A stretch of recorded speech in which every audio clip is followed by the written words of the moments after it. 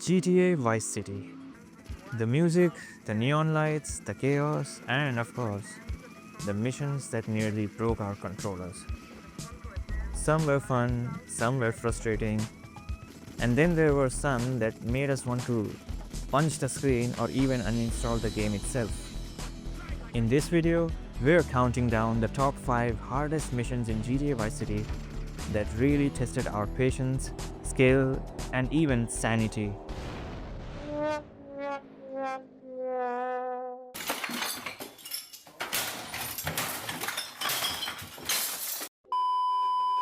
So, let's get into it. Number 5. Keep your friends close and your enemies closer perhaps. This is the final mission of the game, and Tommy here at this point is at the top of criminal food chain in Vice City. But just as he's building his empire, the past catches up. Sonny Forelli, his old mafia boss from Liberty City, shows up demanding his share. Tommy tries to outsmart Sonny by giving him fake cash. But Sonny isn't stupid. To make things even worse, Lance Vance also betrays Tommy right in his face, joining Sonny in the takeover. And then, war breaks out in Tommy's mansion, which, by the way, was formerly Diaz's mansion. So pleased with yourselves now, huh? Tommy is now stuck defending his estate from an army of Forelli thugs, protecting his cash stash, and then chasing down Lance Vance for a one-on-one shootout, finally facing off with Sonny in a brutal final battle.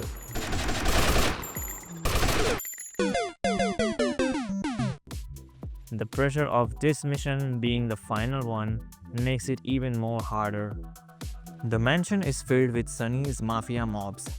They'll shoot you from everywhere, fully loaded with their automatic weapons, while our protagonist Tommy is just alone. No one to cover his back, and he has to defend himself and his safe. You must defend the safe and protect yourself at the same time, which creates double pressure. You have to deal with two bosses here, Lance Vance and Sonny Forelli. Like always, no checkpoints in this mission, so try not to fail. Simply, this is not some easy mission, but if you survived it, then Vice City is yours.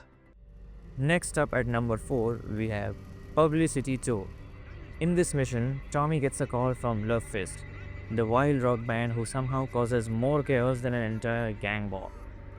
They need a driver for a quick tour around Vice City. Seems simple, right? Except there is one problem.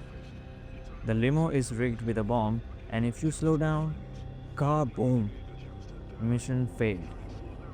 The moment the cutscene ends, the detonation bar starts filling in, and to keep it from filling up, you have to keep driving fast, or otherwise, if you drive slowly, the detonation bar will fill full and the limo will blow up.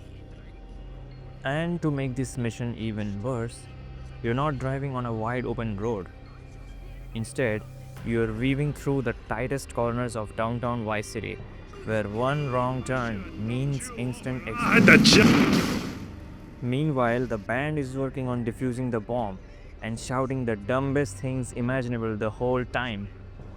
When they finally defuse the bomb, you drop them off at Love Fist concert, like it's just another day. But if you made it this far without flipping the limo or blowing it up, it feels like a miracle. So, why is this mission so hard? Well, you can slow down the limo, but only for a mere second, just so to get the control over the limo. Slow down for too long, and the limo will explode. Because it's raining in this mission, so it's a bit hard to control the limo, especially when making turns. Also, you need to maintain a certain speed level and avoid crashing into objects. Your Love Fist mates keep on talking nonsense, so it becomes very hard for you to focus on driving carefully. Oh, and you got to watch out of those aggressive drivers too. You have to drive the limo perfectly under pressure for nearly 2 minutes. Love Fist may have survived the tour, but did your nerves made it? At number 3, we've got a mission that's tiny in size, but massive in rage. Bombs away. Tommy finds himself working for Auntie Paulette, the voodoo queen of Little Haiti. But here's the twist. She's feeding him some weird tea that literally puts him under mind control. One sip later, and suddenly, Tommy is flying a tiny RC plane, strapped with explosive, going full on kamikaze on a bunch of Cuban gang members. Sounds fun, right? Until you actually try to control that plane. The plane feels like it was built out of old cardboard and disappointment. The steering is floaty, the speed is awkward.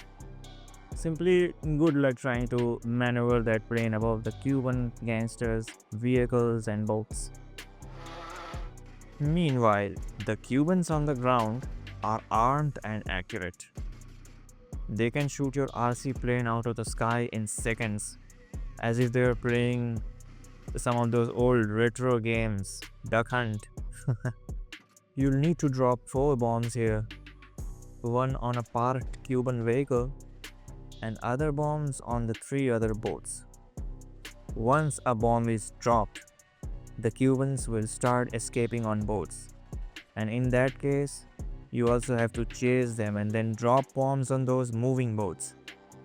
For this, you'll have to perfectly fly the plane just above their boats and then drop the bombs, which, is the tricky part. Also, if you destroy all the boats first and miss destroying the parked vehicle, the Cuban gangster will get in that car and start driving it. You'll then have to chase him as well, and likewise, you'll have to destroy the vehicle just like you destroyed those boats. As always, there are no checkpoints in this mission. You only have 3 RC planes, I think. And once you run out of all RC planes, you fail the mission. Then you have to start everything again from scratch. This mission is tough because the RC plane controls are painfully horrible. You only have limited amount of RC planes. You have like 3 planes. Also, you need to drop the bombs on the boats and vehicles very precisely while they're moving and also being under fire. Finally, there are no checkpoints in this. Once you fail, you do it all over again. At number 2, we have a mission that literally made almost many players uninstall this game. The Driver. Tommy now wants a professional getaway driver for his upcoming bank heist job. Phil Cassidy says that he knows a guy who is perfect for this role. And guess who it is? I got you covered. It's Hillary King. This guy somehow looks like Big Smoke from GTA San Andreas, as they both are fat and they wear glasses. But anyways, this guy, Hillary King, talks like a pro, but won't lift a finger unless you prove yourself first. So Tommy now has to race Hillary through the streets of Vice City. But this race is not a normal race. This is Rockstar trolling us with this race.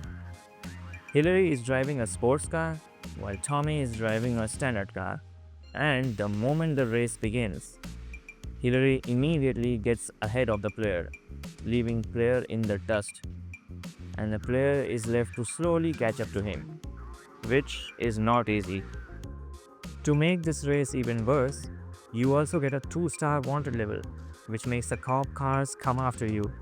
So now, you're not just racing Hillary, but you'll also have to dodge these oncoming cop cars. All the while Hillary is cruising ahead as if he is playing on easy mode. Meanwhile, these cop cars will come at you at high speeds just to ram you so bad that your vehicle gets pinned to the walls. Their vehicles will annoy you a lot and always get in your way, all the while you're trying to stay focused on the road, driving carefully. What makes this mission so tough? Hillary King's AI is blatantly OP. He drives way too perfectly, as if he almost never makes any mistakes. Constant interference from the police vehicles. Mostly these vehicles will surprise you by suddenly coming at you out of nowhere. Any mistakes on your part while making turns equals failing the mission. Lastly, sometimes this mission feels like it's rigged. Seriously, it's rigged against you on purpose. Passing this mission feels less like victory and more like some car chase in hell. Okay, I'll drive for you, but please treat me bad. And finally, the number one hardest mission in Vice City, Demolition Man. A mission so evil that it literally made grown players also cry. This mission is given to Tommy Vercetti by Avery Carrington, the real estate mogul. He wants Tommy to blow up a rival construction site, but instead of sending some thugs or blowing it up the GTA way, he forces Tommy to use a tiny RC helicopter to blow the building up. The moment this mission starts, you'll know there is a problem. First of all, the controls of the helicopter, they're nightmarish. You'll feel like you're not flying a helicopter. Instead, you're moving a brick through the air. By the way, you've only got 7 minutes. Yes, within 7 minutes, you've got to plant bombs on all the floors of that construction site. But it's not that easy. There are security guards with guns and construction workers with hammers. They all will try to destroy the helicopter with their weapons. So, wherever you're lowering the helicopter to plant bombs, you'll need to watch out for those construction workers, as they will start hammering the helicopter if it's hovering too low. On the third and the fourth floors, the helicopter will be welcomed by security guards with guns. So, you'll have to deal with them as well while carefully placing the bombs on every floor. And if you mess up, you have to start everything again from the beginning. This mission is actually a test of your patience, coordination, and your helicopter flying skills. So, why is this mission so infamous? It's because of the horrible RC helicopter controls. Also, you have 7 minutes of time. You have 4 different floors to place bombs on. And the workers and guards keep attacking you constantly. Finally, there are no checkpoints in this mission. This mission was supposed to be a very easy mission, I'd say. But for many players, this mission felt like some final boss of the game. And if you manage to pass this mission as a kid, then you totally deserve a medal.